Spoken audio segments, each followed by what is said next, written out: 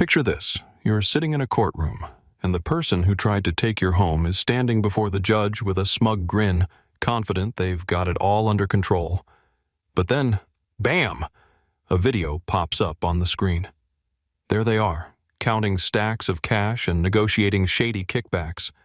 Their face goes pale, eyes widen, and the room falls into stunned silence. What happened next was the beginning of the end for them. Let's start from the very beginning. My name is John Harris. I've always considered myself an ordinary guy. I live in a small but cozy house on the outskirts of Austin, Texas. This house meant more to me than just four walls and a roof. It was my personal space, an island of stability in a world that changes too fast. I bought it through sheer determination, saving every penny I could, and fixed it up with my own hands. It felt like nothing could shake that sense of comfort and security. I bought the house 3 years ago after finally saving enough for a down payment. You know that feeling when you become a homeowner for the first time? It's not just joy, it's pride. Every board, every nail felt like mine. I spent countless evenings doing renovations, sprucing up the yard, adding a fresh coat of paint, and reinforcing the porch and garage. Well, to be fair, the porch and garage were already there. They were part of the house's original structure. I just refreshed them a bit. The HOA? Yeah, I knew it existed. Mostly just collecting dues and enforcing some bureaucratic rules that didn't really bother anyone. I always paid on time, never attended meetings, and didn't care much about their inner workings. I figured if I stayed out of their business, they'd stay out of mine. But everything changed on one ordinary Tuesday. I came home after a long day at work, tossed my keys on the kitchen counter, and my eyes landed on a white envelope tucked neatly under the door. The HOA logo was printed in the top left corner. I thought it was just another notice about a meeting I'd probably ignore like always. I never took those letters seriously. Big mistake. I opened the envelope as I walked, not even bothering to take off my jacket. The letter was short, but every word hit me like a hammer to the chest. Dear Mr. Harris, your porch and garage are in violation of the community's architectural guidelines.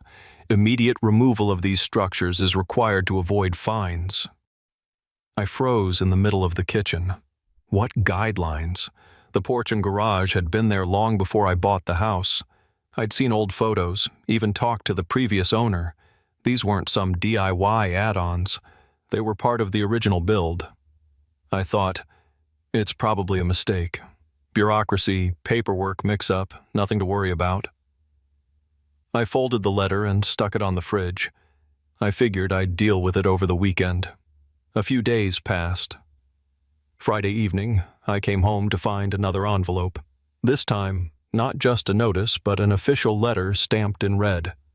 It read, if you do not remove the structures and pay a $15,000 fine within 30 days, the HOA reserves the right to initiate legal proceedings to seize your property.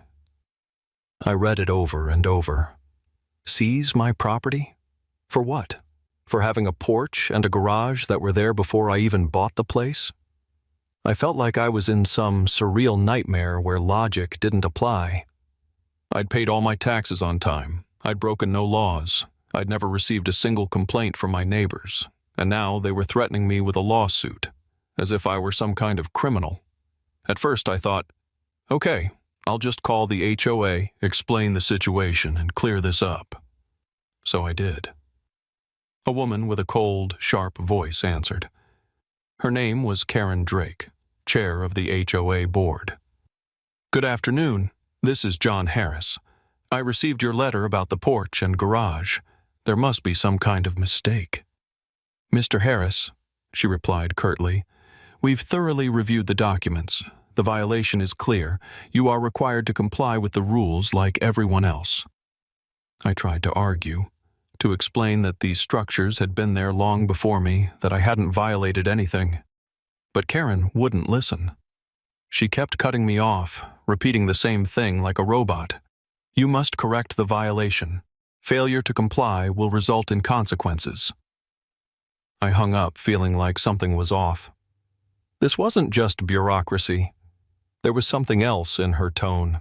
Arrogance, indifference, as if I wasn't a person but just another problem to be dealt with. That night, I couldn't sleep. Questions spun in my mind. Why me? Is this just an error, or is there something more to it? I started digging through old paperwork, reviewing the property's history. Everything was in order. There was no legitimate reason for any of this. But it didn't stop there. A week later, I noticed someone taking photos of my house. A stranger stood across the street, snapping pictures of my porch and garage with their phone. When I stepped outside, they quickly got into their car and drove off. A cold feeling crept over me. This wasn't just about paperwork anymore. Someone was watching me. From that moment, the peace was gone. I could no longer sit on my porch and enjoy a quiet cup of coffee. Every glance at the house I'd loved felt like a reminder that someone had decided it was no longer mine. I didn't know it then, but this was just the beginning. The worst was yet to come. After that phone call with Karen Drake, one thing became crystal clear. Talking wasn't going to solve this. I'm not the type to back down. This house is my fortress, and there was no way I was going to let some smug bureaucrat tear apart what I'd spent years building. I decided I had to attend the next HOA meeting. I wanted to look them all in the eyes. See who these people were, the ones who thought they had the right to control my life. I expected a typical meeting. Boring speeches, formalities, maybe some mild disagreements. But reality hit different. The meeting was held in a small room at the local community center. I walked in, still holding on to a sliver of hope that I could have an honest dialogue.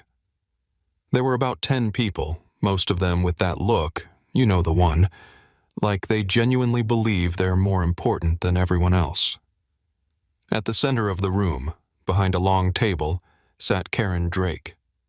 A woman in her 50s, with perfectly styled blonde hair and a gaze as cold as ice. Her face was a mask, completely devoid of warmth. When I approached to introduce myself, she didn't even bother to stand up. She just shot me a frosty glance over the rim of her glasses and said dryly, "You must be Mr. Harris. We've already reviewed your case. Rules are rules. If you don't like it, no one's forcing you to stay here. You can always sell your house." Sell my house. Those 2 words hit me like a slap in the face. The faint smirk tugging at the corner of her lips was the gasoline to my fire. She spoke to me like I was nothing, just some insignificant speck of dust cluttering her perfect community. I tried to explain, again, that the porch and garage were there before I even bought the house, that I hadn't broken any rules. But my words bounced off her like rubber bullets. The rest of the board sat there with stone faces, nodding in unison with Karen, like a bunch of puppets on invisible strings. It wasn't long before I realized this meeting was a joke, a performance, a formality they went through just to pretend there was due process. Something snapped inside me. This wasn't just about bureaucracy. This was personal. I left that meeting seething. But the more I thought about it, the clearer it became. Karen wasn't just some strict HOA chair. She enjoyed this power trip. I saw it in her eyes, heard it in her voice, felt it in the way she sentenced me to lose my home without so much as blinking. She didn't care about the facts. She cared about control. And that's when it hit me. This fight wasn't about a porch. It wasn't about a garage. Hell, it wasn't even about the house anymore. It was about power. The next day, I decided to dig deeper. I started by talking to my neighbors. First up was Mike, a retired veteran who lived across the street. When I told him about my situation, he let out a bitter laugh. "Oh, you're not the first. Karen loves playing these games. A couple of years back, she tried to make me tear down my fence. Said it disrupted the community's visual harmony. That fence had been standing for over 20 years. Then I talked to Jenny, a single mom with 2 kids. Her story? Almost the same. Karen and her board fined her for having an unauthorized exterior color, even though the previous HOA had approved the paint. The more I dug, the worse it got. I found dozens of cases like mine. People had paid fines for violations that didn't even exist because they were afraid of losing their homes. Some had even sold their properties just to escape the constant harassment. And the money from those fines? Supposedly for community projects, but no one could tell me exactly where it all went. That's when I realized this wasn't just about control. It was a scheme, carefully planned, cynical, ruthless. Karen and her cronies were using their positions to squeeze money out of people, exploiting legal loopholes and hiding behind a thin veil of legitimacy. I started to hate them, not just as individuals, but as symbols of everything wrong with unchecked power.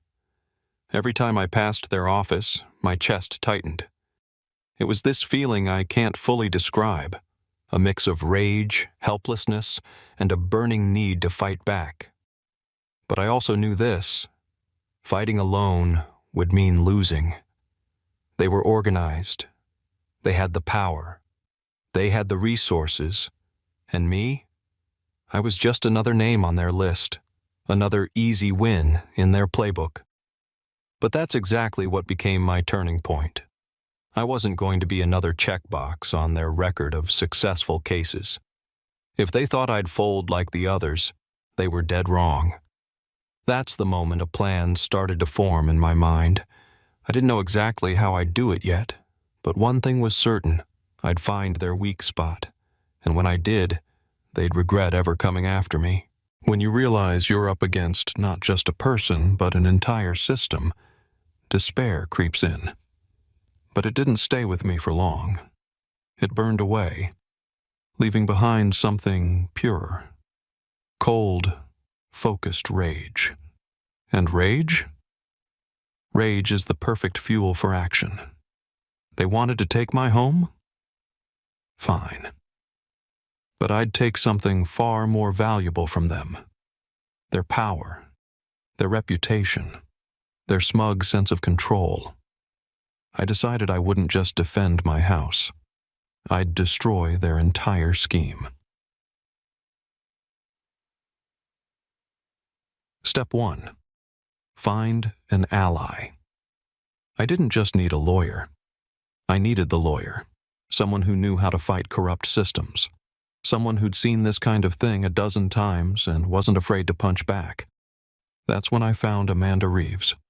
Cold as steel, razor-sharp eyes, and a reputation for tearing HOAs down like they were made of cardboard. When I walked into her office, she just gave me a nod and motioned toward a chair. "Talk," she said flatly. I laid out my story. No drama, no theatrics, just the facts. She listened without interruption, then leaned back in her chair and said, "Classic. You're not the first. They think no one will dare fight back. Well, let's see how they hold up under pressure." Her voice was calm, but there was iron beneath it. I knew right then, this was the person I needed. Step 2. Gather the evidence. We started with the basics: formal requests for HOA documents, financial records, meeting minutes, fine justifications.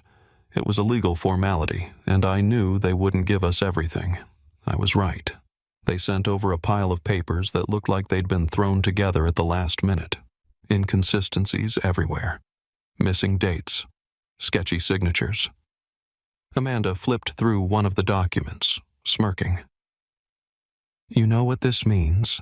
she said, tapping on a suspicious entry. "They're hiding something, and that is our opening." If they were burying the truth in their paperwork, I decided to find it in their actions. Step 3. The stakeout. I installed cameras, small, discreet. A couple near the HOA office, one hidden inside a car parked nearby. I became a hunter, patient, silent, waiting for the perfect moment. And it didn't take long. One of the recordings showed Karen Drake standing next to a black SUV with some guy, a contractor, judging by his work gear and the papers in his hands.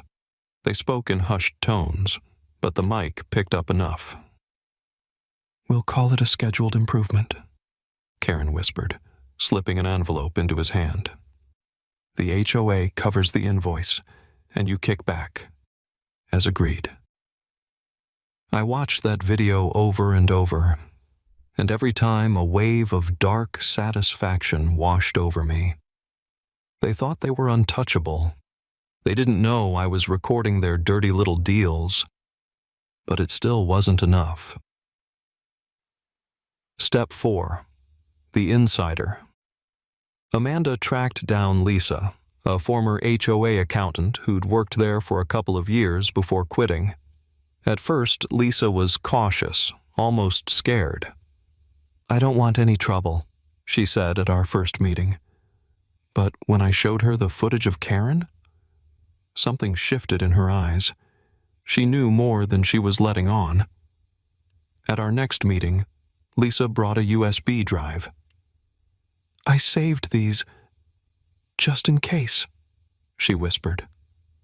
That flash drive? It was our nuke. Emails, internal reports, fake financial statements, everything we needed to tear down their perfect system. Step 5. Judgment Day Court. I thought I'd be nervous, but I wasn't. I sat there, calm as ice. Karen strutted in like she was attending a gala. Business suit, smug smile, flanked by her overconfident lawyer. They thought they had it all under control. Let them think that. First, they tried to paint me as the villain.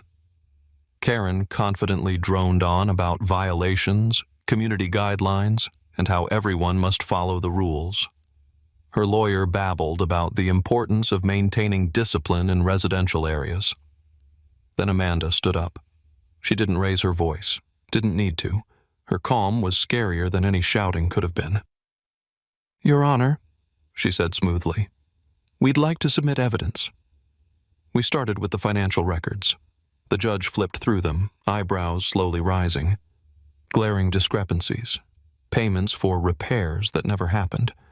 Invoices sent to suspicious accounts. Then, the video. There was Karen, counting cash, negotiating a kickback. The courtroom went silent. Karen's face drained of color. She tried to stay composed, but her trembling hands gave her away. And then, Lisa. She took the stand and told it all. How Karen had her forged signatures, how reports were manipulated, how funds disappeared under the guise of community maintenance. The judge listened, then slowly turned to Karen. His voice was ice cold. "Do you really expect the court to believe this is all a coincidence?" Karen didn't answer. She couldn't. Her face was frozen in pure, unfiltered fear. The aftermath. That's when I knew. We'd won. Not just the case. We'd demolished their empire, dragged their dirty secrets into the light. Karen wanted to take my home, but in the end, she lost everything. Her reputation, her power, her precious image of control. And I sat there, in that courtroom, with the faintest smile. Not because justice was on my side, but because I forced it to be. Sometimes, justice doesn't arrive the way you imagine. There are no fanfares, no explosions of emotion, no standing ovations. It comes quietly, almost routinely, but its weight hits you like a ton of bricks. And when it does, you don't jump for joy. You just sit there and feel that heavy, crushing pressure slowly lift from your chest. That moment came for me in the courtroom. The verdict. We sat in a stuffy courtroom. The judge read the ruling in a monotone voice, like it was just another day on the job. But every word he spoke hit me like a bullet. Precise, powerful, unmissable. The HOA is found guilty of fraud, abuse of power, and exceeding its legal authority. The defendants are ordered to pay damages for emotional distress, cover all court costs, and face further civil and criminal liability. That was it. That's all I needed to hear. I didn't leap out of my seat. I didn't shout, "Yes!" No dramatic outburst. I just sat there, calm. You know what I felt? Not euphoria. Satisfaction. Pure, cold, and incredibly deep. My gaze drifted to Karen Drake. She wasn't the same arrogant woman who'd looked down on me during that HOA meeting. Her face was pale as chalk, drained of the smug confidence she once wielded like a weapon. Her lawyer leaned in, whispering something frantic in her ear, but she wasn't listening. She just stared blankly, realizing it was over. The beginning of her end. But that was just the start of her downfall. A few weeks after the verdict, new details surfaced.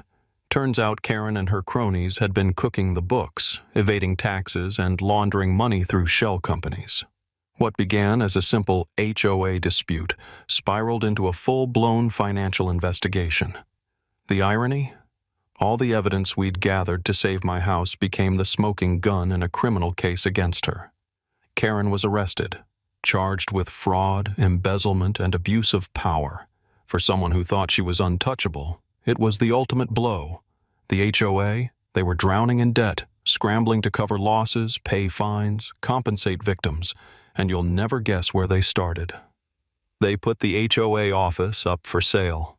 The very office where Karen once sat behind her desk, smugly telling me, "If you don't like it, sell your house." Poetic justice. I couldn't resist. I had to see it for myself. I showed up the day they were clearing it out, stood across the street, coffee in hand, watching as movers hauled out boxes, chairs, dusty office furniture, the same office, the same door where I once stood, feeling humiliated and powerless. Now, it was just an empty space. No power, no Karen, no significance. In the corner, a crumpled HOA flag lay abandoned, dusty, wrinkled, tossed aside like garbage. I stared at it, thinking, this is what's left of their power when the truth comes out. Coming home. That evening, I returned home. For the first time in what felt like forever, I felt peace. I stood on my porch, the porch where it all began. The breeze gently rustled the trees. The sunset painted the sky in shades of gold and orange. Neighbors waved as they passed by. Some even stopped to thank me for exposing the HOA's corruption. And that's when it hit me. This fight wasn't just about my house. I thought I was defending my property, but really, I was defending something much bigger. My right to respect, to justice, to the simple truth that no one should have the power to walk into your life and say, "You don't belong here anymore." The final tally. They wanted to take my home. In the end, they lost everything. Not just an office, not just money. They lost their power, their pride, and their illusion of being untouchable. And that feeling?